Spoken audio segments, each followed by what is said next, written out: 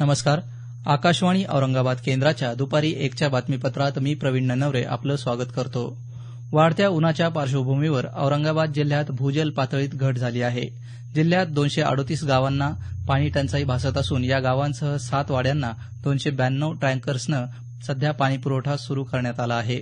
या पाणीपुरवठ्यासाठी 256 गावातल्या 305 विहिरी अधिग्रहित करण्यात आल्या आहेत.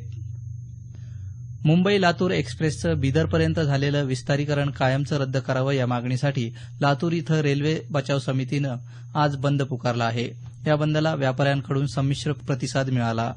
दरम्यान आज सकाळी शहराच्या विविध भागात फिरून दुकानं बंद करण्याचं आवाहन करत असलेल्या रेल्वे बचाव समितीच्या कार्यकर्त्यांना पोलिसांनी ताब्यात घेतलं. कुर्ला बिदर ही रेल्वे नियमित करावी, लातूर एक्सप्रेसचं विस्तारीकरण रद्द करावं या मागण्या मान्य केल्या नाहीत तर येत्या 9 मे रोजी रेल्वे रोको आंदोलन करण्यात येणार असल्याचा इशारा समितीतर्फे देण्यात आला आहे.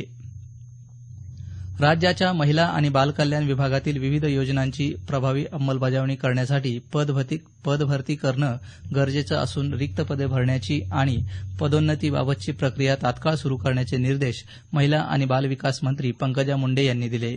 सह्याद्री अतिथीगृहात आपल्या विभागाच्या योजनांच्या आढावा बैठकीत त्या काल बोलत होत्या. विभागीय आयुक्त डॉ पुरुषोत्तम भापकर यांच्या अध्यक्षतेखाली उद्या जिल्ह्यातील सर्व विभागांचे अधिकारी कर्मचारी यांच्यासाठी यशवंतराव चव्हाण नाट्यगृह बीड इथं जिल्हास्तरीय कार्यशाळेचं आयोजन करण्यात आलं आहे. खरीप हंगामाबरोबरच राज्याच्या सर्वांगीण विकासाच्या दृष्टिकोनातून राबवण्यात येत असलेल्या केंद्र आणि राज्य शासनाच्या विविध उपक्रम आणि योजनांचं येत्या 31 मे अखेरपर्यंत नियोजन करून प्रत्यक्ष त्याची अंमलबजावणी करण्याबाबत या कार्यशाळेत मार्गदर्शन करण्यात येणार आहे. तसंच विविध प्रशासकीय विभागाच्या कामकाजाचा आढावाही यावेळी घेण्यात येणार आहे. जालना शहरातील जुना जालना भागात असलेल्या सरस्वती भुवन शाळेसमोरील एका गादीघराला आज सकाळी 9 वाजेच्या सुमारास आग लागली. शेख मुजीब गादीघर या दुकानास शॉर्ट सर्किटमुळे ही आग लागली. या आगीत दुकानातील कापसाचे गठाण, नवीन गाद्या, यंत्रसामुग्री आदी साहित्य जळून खाक झालं. सुमारे 5 लाखांचं नुकसान झाल्याचं सांगण्यात येत आहे. आगीची माहिती मिळताच अग्निशामक दलाच्या 2 बंबांनी 3 तासांच्या परिश्रमानंतर आग आटोक्यात आणली. या आगीमुळे बाजूलाच असलेल्या एका फर्निचरच्या दुकानातील काही साहित्यही जळालं. वैजापूर इथं महाराष्ट्र बँकेला आज सकाळी 7 वाजेच्या सुमारास आग लागली.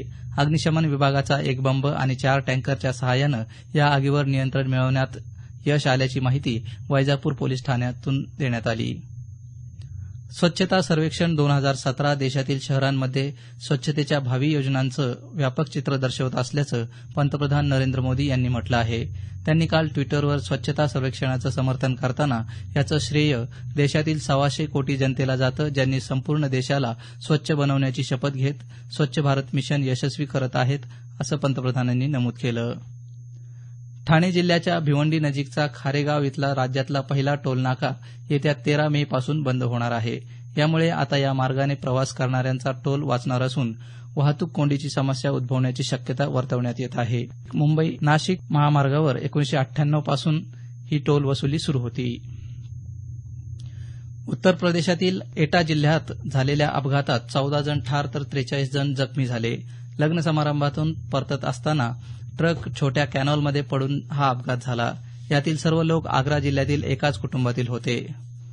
मालेगाव बॉम्बस्फोट प्रकरणातील आरोपी कर्नल पुरोहित यांच्या जामीन अर्जाबाबत सर्वोच्च न्यायालयानं महाराष्ट्र सरकार आणि राष्ट्रीय तपास यंत्रणेला 4 आठवड्यांच्या आत उत्तर देण्यास सांगितलं आहे. या प्रकरणात साध्वी प्रज्ञा सिंग ठाकूर यांना जामीन मंजूर करण्यात आला, मात्र पुरोहित यांना जामीन नाकारण्यात आला होता.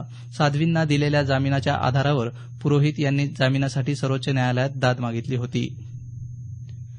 याबरोबरच हे बातमीपत्र संपलं. आमचं यानंतरचं बातमीपत्र सायंकाळी 5:25 वाजून